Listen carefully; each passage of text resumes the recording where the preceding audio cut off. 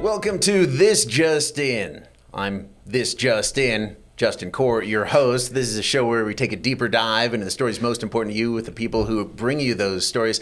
I already popped our correspondent today, our new sports director here at KTVB, Jordan Smith. Jordan, welcome. Hi, this is exciting. I'm loving this. Okay. This is just in. You are probably too excited for this, but I appreciate the positivity. Over-caffeinated. That's where a lot of it's coming from, I think.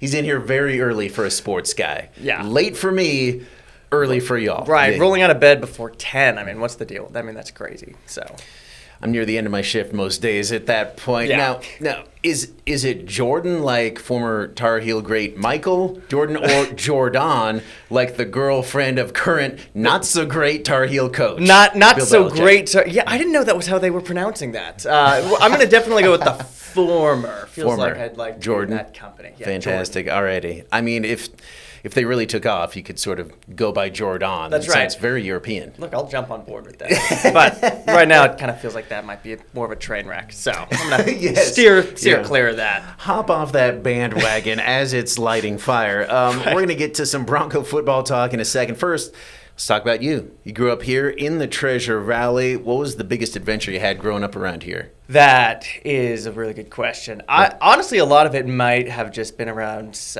doing everything with family all the time. Nice. I mean, we have such a huge family still here in the Treasure Valley. I Cool. was like one of the few to leave the area, and so everyone's still here coming back. But yeah, we do a lot of fun stuff, going to the Kuna Caves, going exploring, kind of hiking around the area, stuff like that. So Nice. You pretty grew up- tame, you know. It's not tame at all. Comparative. Kuna Caves are cool. They are exciting. I've actually never been there. I've lived here really? like 3 decades. Yeah. Oh yeah, pop Never on been. down there, I guess, sometime. It took me a while to find it, but yeah, it's a pretty cool spot down there. Yeah. I'm also not a high schooler looking to drink, so, I'm just kidding. Right. Yeah, that doesn't happen down there. It does not happen down there. Mayor of Kuna telling me to move on in my ear here.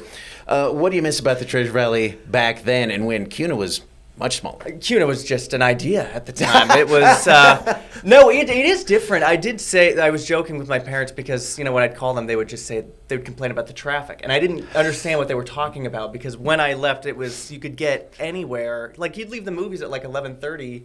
And you're the only person on the road, and it's not really that way anymore. So, but I did miss just how simple it was. It was such a fun city that you don't really appreciate when you're a kid, right? Like everyone wants to like leave their hometown for no real reason, but just coming back, it's super cool. There's a lot of nostalgia. A lot of places still the same as when I left. So Nice. It's been kind of cool to come back. Good to hear. Good to see.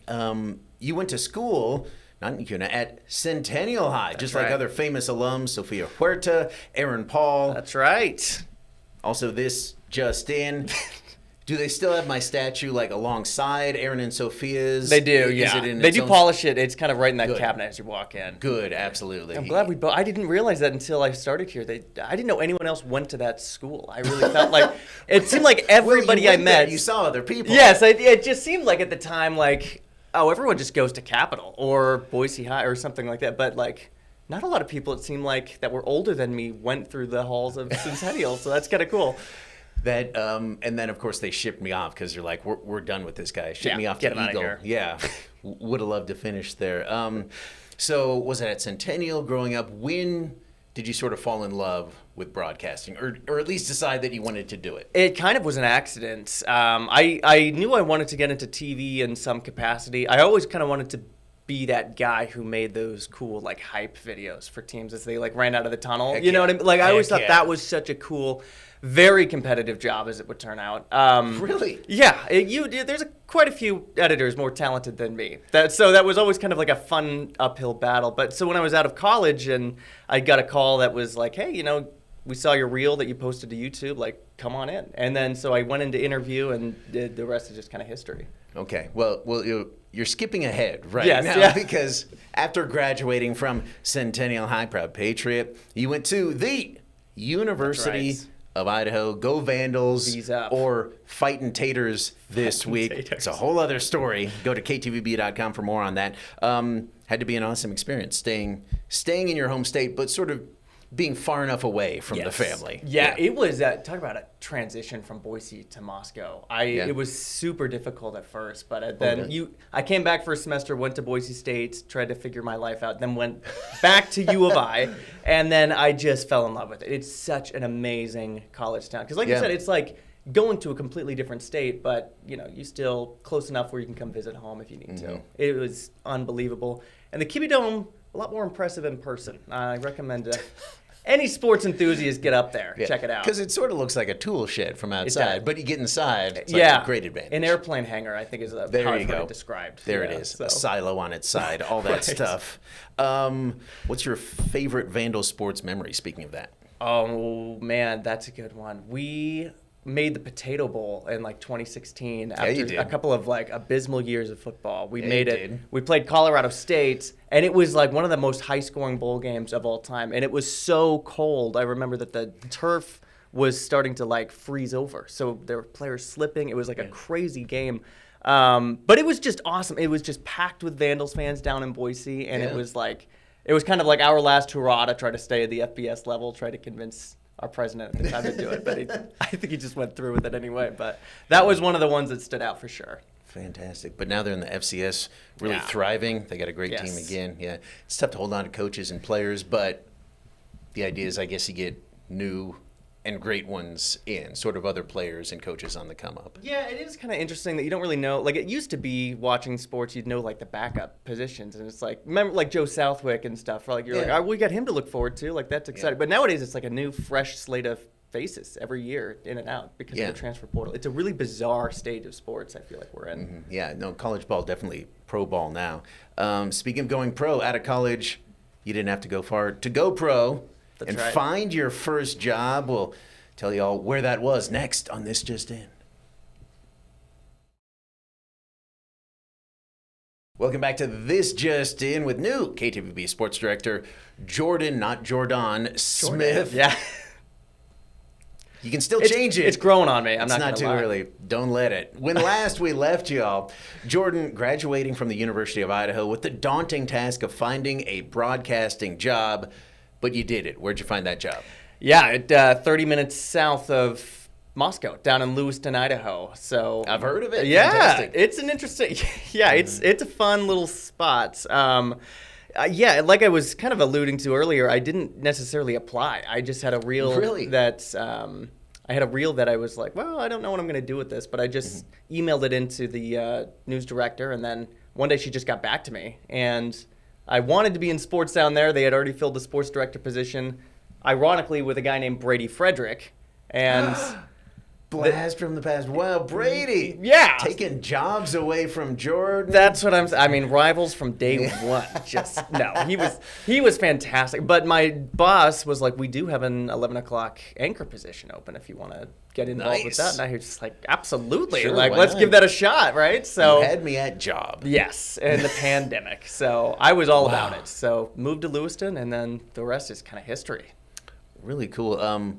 Working during the pandemic in this business, not so cool. I mean, Right. Nothing was super cool during the pandemic. Did you have to relearn how to be a broadcaster from what sort of the U of I was preparing you for? Yeah, I mean, everything was so different. I mean, I got into it around July of 2020, and so there was a few different procedures in place, but it was kind of like, once you're in it, you kind of see how things operate and kind of how the news was perceived at the time, especially in kind of a blue-collar area like Lewiston, where it was just like, there was a lot of pushback on kind of what was being reported on, like vaccines and kind of what was going on. So that was a really interesting position to be in as a 23-year-old, trying to like figure out what's the correct information out there and to get that to our audience, right? Yeah, and you got to get it 100% right. Right. Because like if 1% of it is wrong, that's credibility just goes out the window. Yeah, so. absolutely. Is that one of the first things you learned about sort of the news business when you started there at Clue? Yeah. Yeah, and it was just how do you cut through the noise, which you didn't realize how loud it was until you get into that whole arena. So so that was kind of a really valuable experience, honestly, to have. I mean, it may not have been like my favorite place to live ever, but it was just one of those spots where you learned so much. I mean, we call it drinking from a fire hose here. Yeah. It's pretty much the same exact thing, just a whole different capacity. Yeah, throwing you in the deep end. Yeah.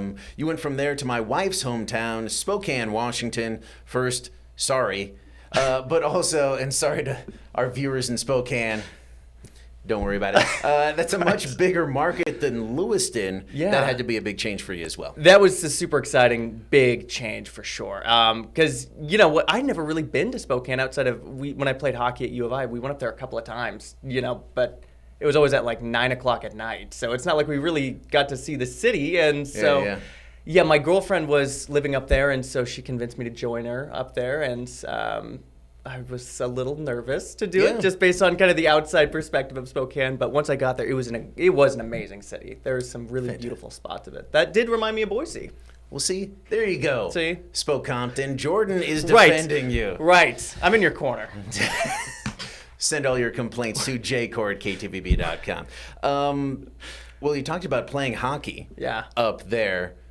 Not to jump ahead too much, but you got the Steelheads down here in Boise. You pumped about that? Yeah. Talk about, I mean, another nostalgic, like weird, like growing up, going to those games all the time with the fam, you know, and just like dreaming of being one of those guys one day. So it's weird full circle to be going down and being like reporting on this now. So I'm super excited for the season. Plus we got, I think, that preseason NHL game coming to town here too. That's going to be the Mammoth coming in.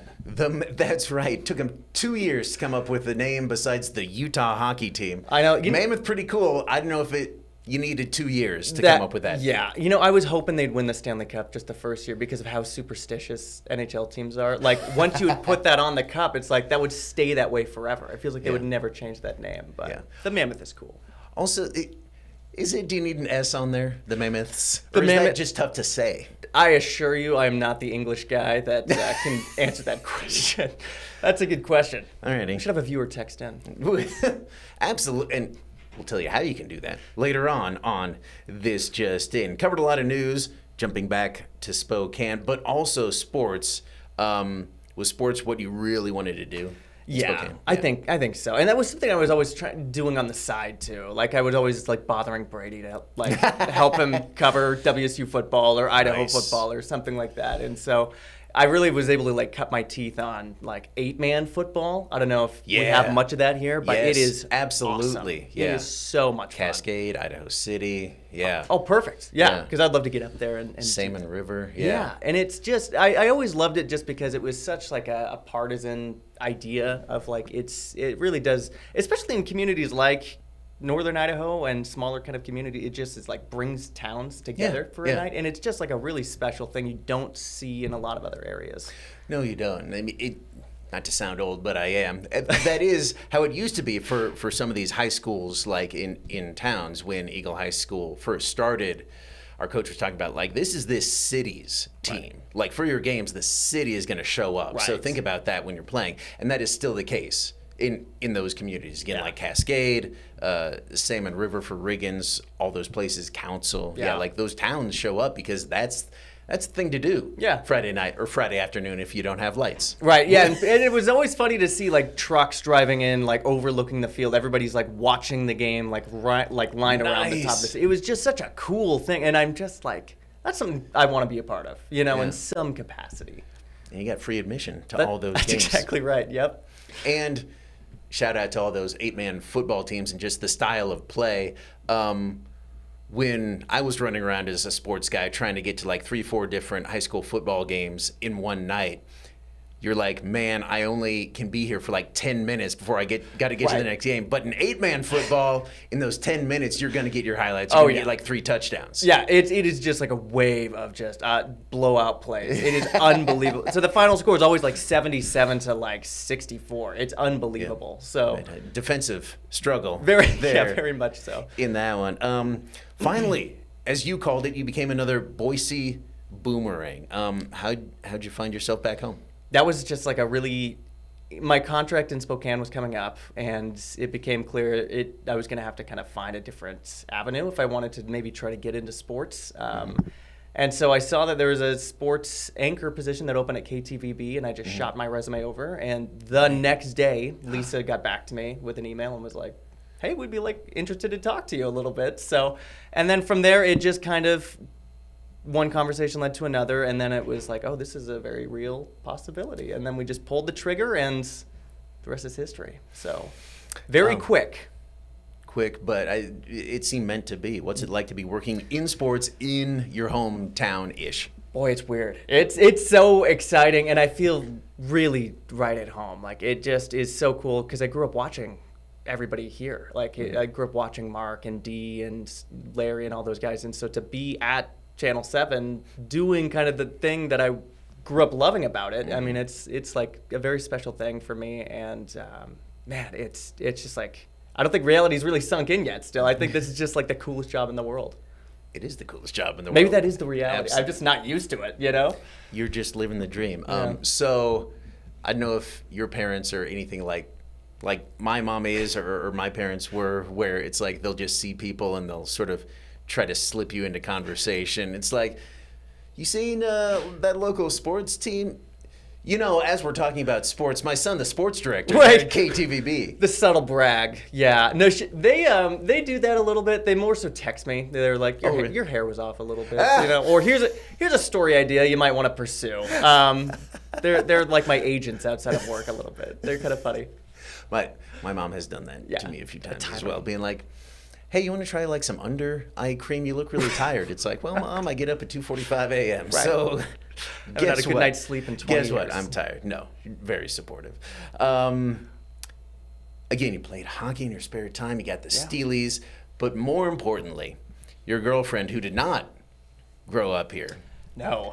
You convinced to follow you down right here to the Treasure Valley. Was that a hard sell? It was a little bit of a hard sell, only because she's only ever lived in Washington. So she grew up in Yakima, went to get her undergrad at UW, then moved over to Gonzaga and Spokane to get her graduate. And so she's lifelong Washingtonian, and she doesn't know anything different. So I'm trying to convince her, I'm like, no, Boise's way cooler. Like, you're going to love it. It's going to be great. And it's weird, unless like you've been up there, you don't really know. It's like a kind of a similar layout. Like, it doesn't feel too dissimilar from Boise up there. So I think it's going to be a little bit easier. She was just down here this last weekend. I was showing her around Hyde Park, downtown, like all the good spots, and just like, see, it's an awesome spot. So fantastic. we'll see if she Have we thrown up that picture yet? Sorry, I didn't see. There she is. They are. Oh my gosh. That's Claire. Yeah. Up there on the Palouse.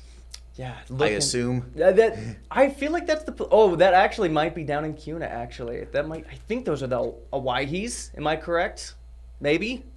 Sure. That looks good. Someone prove us wrong. That's right. That's not the Owyhees. There you go. Idaho. That's a recruiting trip right down there.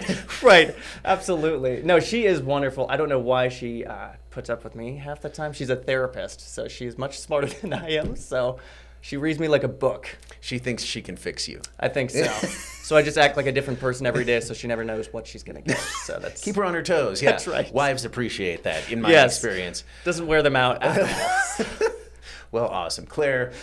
Welcome to the Treasure Valley. Welcome to Boise. Jordan as well. Welcome, and of course, big team around here besides the Steelheads, the Boise State Broncos. And coming up next, we're going to play hot take, cold take on the Broncos right after this.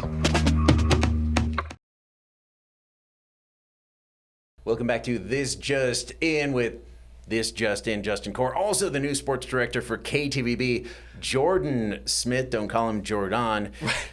Jordan, let's do the hot take, cold take game on the Boise State Bronco football team. First, you were down there in Tampa for the drubbing, molly-whopping, whatever you want to call it, against South Florida there. First, your coldest, least risky take on the Broncos looking ahead to the rest of their season. The least risky take, I think, is that don't hit the panic button. I think that this is a good team. I think it's a really good team. I think that when you kind of look at this, the bigger picture, this is the first year for Danielson and Madsen to not have Genty in the backfield. Yeah. We knew that there would be a little bit of growing pain. But there's so many talented weapons on offense and defense. I just think that getting punched in the mouth without having, somebody that can break 11 tackles on the way to the end zone is like a new adjustment. So I think that there's a lot of potential, especially the next couple of weeks leading into Notre Dame, for the team to get back on track and get some excitement back into the air ahead of that game in South Bend. So I don't think the season's over. That's my least controversial take. It is not over. My cold take, Spencer Danielson, the absolute right guy to be coaching this team right now and to get him back on track. You've brought us a number of his really sort of more hot take sound bites from his news conferences, and he's like, guys aren't playing the Bronco way. Right. They're going to play that way or they're not going to be on this team. And it's like, geez. Yeah. So he's going to get the ship righted in a hurry. And Friday night against Eastern Washington, no offense to E-Dub fans, but they are not the team that they have been in years past. No, I think we've said this too. It's I think going to be a great opportunity to iron out a couple of those wrinkles, maybe try some new things just to see what works. And I feel like this is battle of like the colored turf. I think that's going to be super exciting because they've got the Inferno up there in Spokane, Cheney, and then the blue turf down here. So that's kind of a fun. Speaking of which, if you haven't heard, Eastern Washington has a red field that was all paid for by a former NFL player that graduated from there. So it's like, I guess you got to take it. It's like a gift that you get for your birthday where it's like, oh, thanks. Thank you. It looks awful on TV. How does it look in person? It's not as bad, but it does depend on when you go and watch them play. At high noon, it is crazy bright. It is like, oh my gosh. The blue is much softer on the eyes. Absolutely. So, much more pleasant. Right. A cool color. A cool, indeed, yes. Well, the opposite of cool, give us your hot take. My hot take. Broncos. Most controversial. Oh, man. On this season, or can it be in general? General, sure. Why not? I think my hottest take is that they should schedule the Idaho Vandals. Because... oh, nah. No, and the only reason I say that is because... I feel like that would be good for Boise State fans and Idaho fans alike. When teams like Portland State or Sac State or Eastern Washington come to town, I feel like it's really hard to get excited about a home game like that because it seems like there's no draw to that. And it kind of feels like a tune-up game. But with Idaho, there's a little bit of a history that I think would be a little bit more interesting to watch. So I think it would be great for the Vandals or the Fightin' Taters, whatever they are that week. And maybe for the Bronco fans, I think you have only everything to lose if you're Boise State. And this goes all the way back to when Chris Peterson was the head coach 100%. of Boise State, where he was like, we're not going to play them again because we do not need to. Right. Like, we have only everything to lose to those guys. We're already competing, with them for their recruits, our maybe preferred walk-ons, players like that. So we lose something like that, or they play it close. It's only a W for them, and we got to pay them. Whatever, $750 to come down here and play, put more money in their coffers. The fans absolutely would enjoy it, but they're still going to either sell out or come close to selling out. That's true. Against the Eagles. I know. So, the only other part of that I think you could push back on is I think they have everything to lose with Eastern Washington too. Like, what does it say if you beat them 42-7, or if they beat you by a touchdown, right? So it's like, let's put those stakes at something where there's a huge amount of Vandals down here in the Boise area. I think that might be interested to pack the blue. But yeah, I will say, just given the history, Vandals fans would never let them live that down. If for some reason they could pull off that win, that would be their Fiesta Bowl. Yeah. Well, you are smiling about that. Bronco fans not smiling about the possibility. My hot take, the Mountain West, despite some pretty decent performances by UNLV and New Mexico, is not good this year. No. And regardless of how good the Broncos are winning the conference again. Yeah. And I don't think it's going to be much of a struggle for them. I think that they're still really good where they need to be. I think that season opener looked rough because it was rough, partly because of the environment, also because Brown, that quarterback, is a beast. And you're not going to see another, not quarterback like him. You may not see another athlete like him on the field until you play Notre Dame. It was unbelievable to watch him up close. I mean, we were watching the Boise State defense. They would try to shoulder the guy, like they know. He's 6'3", 230 pounds. I mean, they were bouncing off this guy. And it was agile. Yeah, unbelievable. And then, so we'll see how good he really is too, because they've got Florida and Miami coming up here. So tough tests. USF does. I thought you were talking about Boise State. Yes. Oh no. Oh no, you got the wrong year, actually. No. So I'm one of the best athletes they'll see all season, and that's something Danielson said going into that. So I think, you need to brush it off as much as you can. Yeah. And then, they get busy here in the next few weeks, and then just feast on the Mountain West. Jordan, thank you so much for you. joining us. Appreciate it. If you have questions, comments, whatever, you have opinions on renewing that Boise State-Idaho rivalry in football, it's already renewed in basketball, by the way. You can text them to 208-321-5614, hashtag JustIN. Jordan Smith, you can watch him all the time on KTVB. Pre-game shows, post-game shows, news at 10, news at 6, you name it. He is there talking about sports for you. Correct. Jordan, appreciate it. We'll see you next time here on KTVB+.